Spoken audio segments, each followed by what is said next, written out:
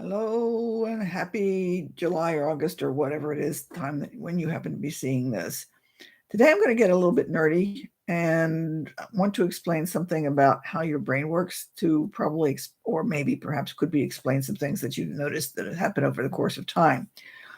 So what I want to talk about today basically works onto uh, the two hemispheres of your brain.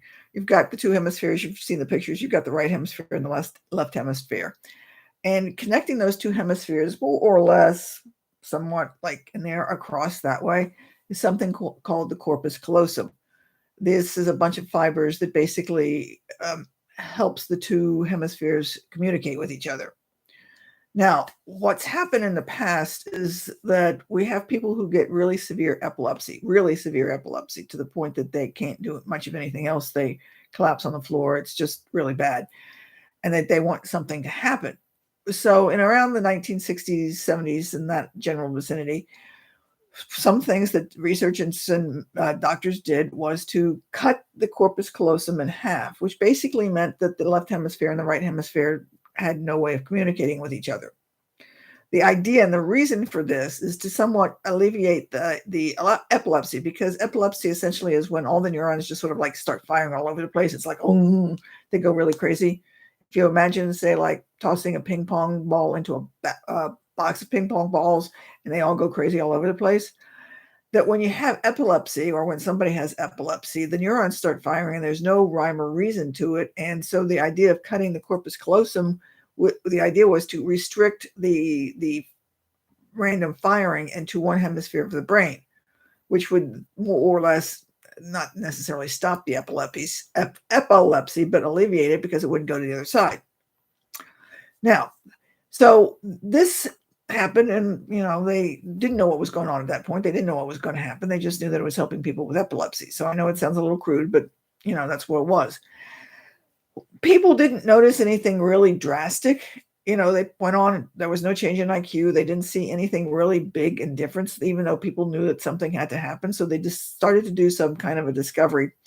And what they played around with is they put people who had this corpus callosum severed into a contraption that's sort of like, if you could, I've got just here that if you can imagine, in a sense, a box around me and something that's separated so that my left eye is seeing something that my right eye does not see, and my right eye is seeing something that the left eye does not see.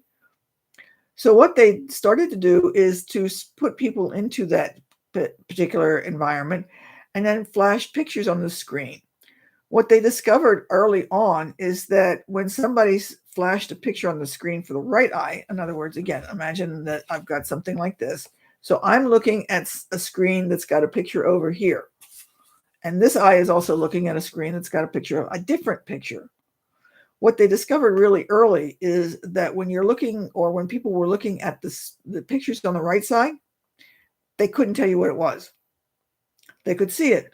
For example, let's say somebody had a fork or a book or something over there on the left side. They could draw it.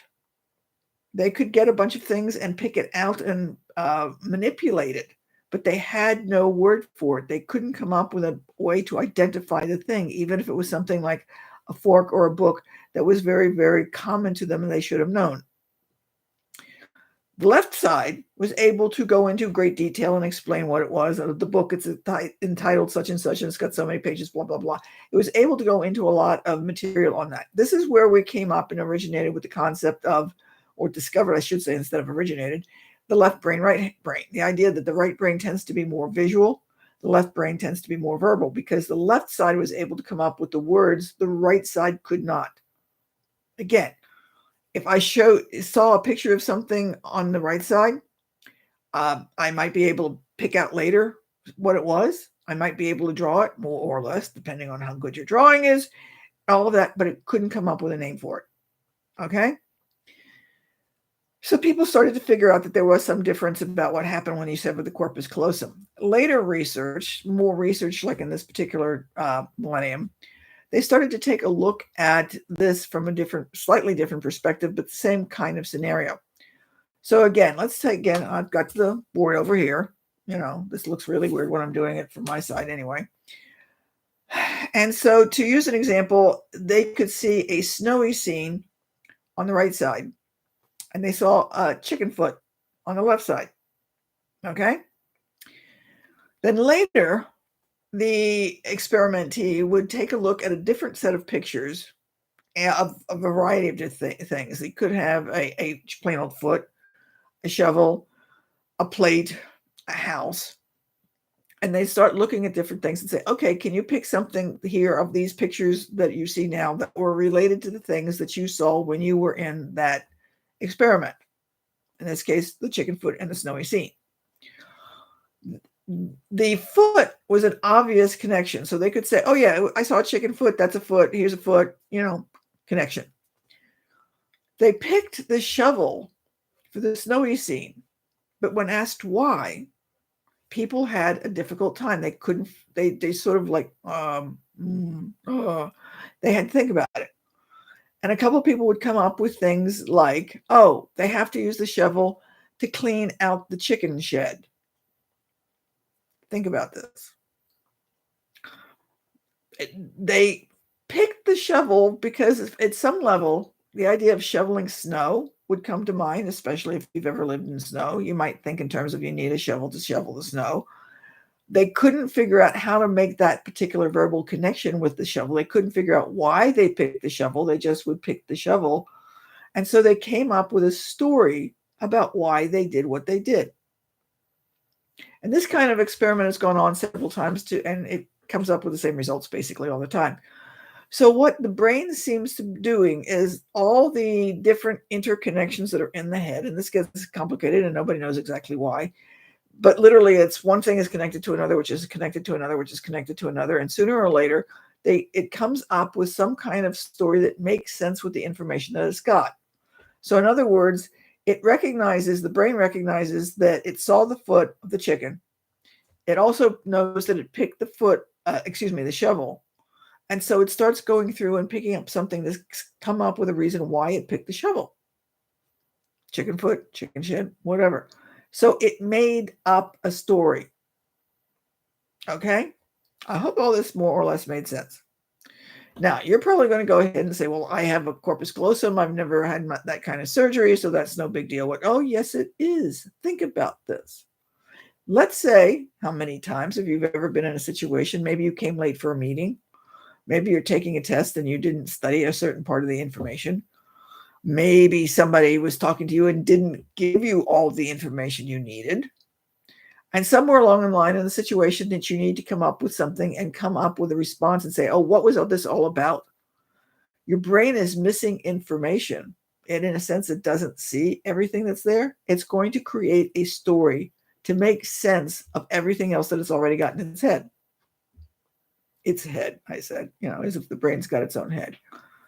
Now, let's say give you a different example. You see somebody and you say hi, and they ignore you. You're missing information.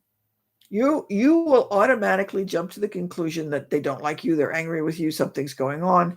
You will create some kind of a story to explain why that particular interaction occurred. Because what happened is you saw something, literally you saw your friend, in a sense, you made that visual connection out of the right side, out of your right hemisphere.